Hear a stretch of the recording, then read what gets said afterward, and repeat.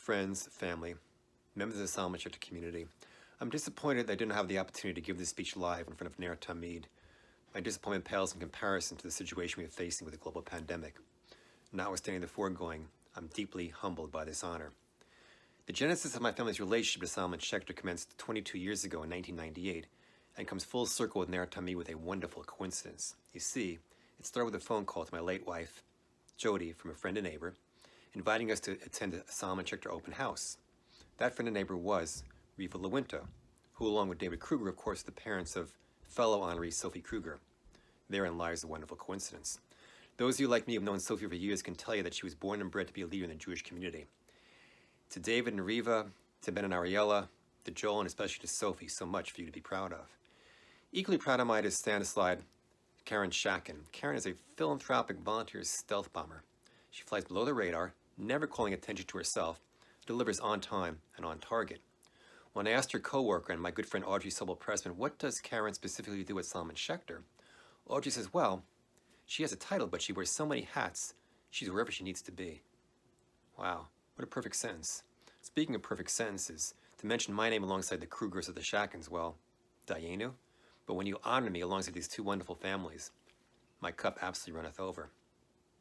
Allow me to acknowledge the four most important people in my life who would have been there that night, and are all Schechter graduates, my four children, Katie, Samantha, Jonathan, and Claire. Guys, you inspire me by your successes, and you inspire me by the way you handle your setbacks. The written or spoken word does not do justice to how much I love you. I'll always be there for you and have your back. Allow me also to acknowledge the passing of Adam Leshem, who we lost in February of 2020.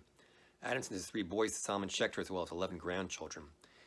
And while I've received many benefits with my association with Salman Schechter, if the only benefit happened to be that I got to meet 3 generations of the Leshem family, that would be a Dayenu as well.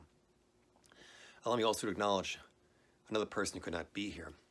My late wife Jody lost her battle to pancreatic cancer a little more than 3 years ago, and in many ways, she was the most philanthropic, volunteer-oriented person I've ever met in terms of the time that she gave to others.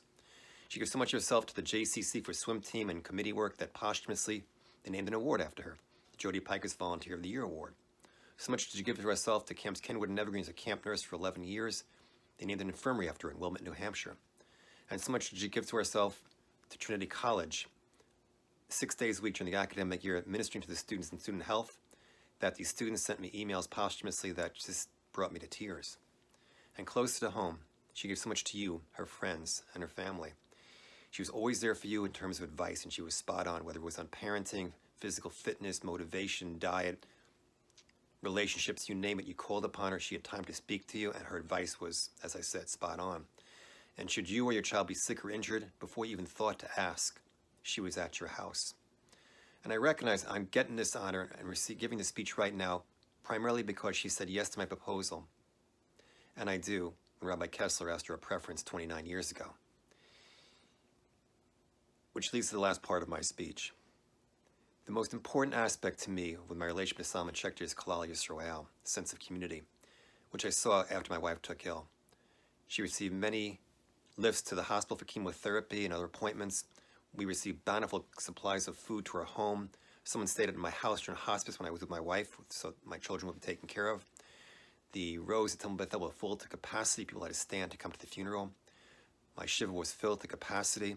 And still to this day, people come and approach me and tell me stories about Jody and wish me well. The vast majority of these mitzvahs came from my relationship to Salman Schechter and provided me and my family with a softer landing. I will never forget that part, for sure. Schechter needs to be here for the next generation. And some people cannot bridge the gap between their family's ability to pay and the tuition. That's what Ner Tamid is here for. So even in these tough times, I'm going to ask you to give a little bit more if you can, to give a little bit more, because it's easy to be inspired to give a little bit more. Be inspired by Karen Shakin or Sophie Kruger. Be inspired by Adam Leshem or Jody Pikus. Be inspired by our amazing head of school, Andrea Kaspar, or Sherry Pliskin, who goes back year after year asking the community to give a little bit more. Or be inspired by the people who make the magic at school, the staff and the teachers, but be inspired. Please think about giving a little bit more, including us in your bequests. This honor is beyond anything I could have imagined, and I'll never forget this moment. I thank you all. God bless you.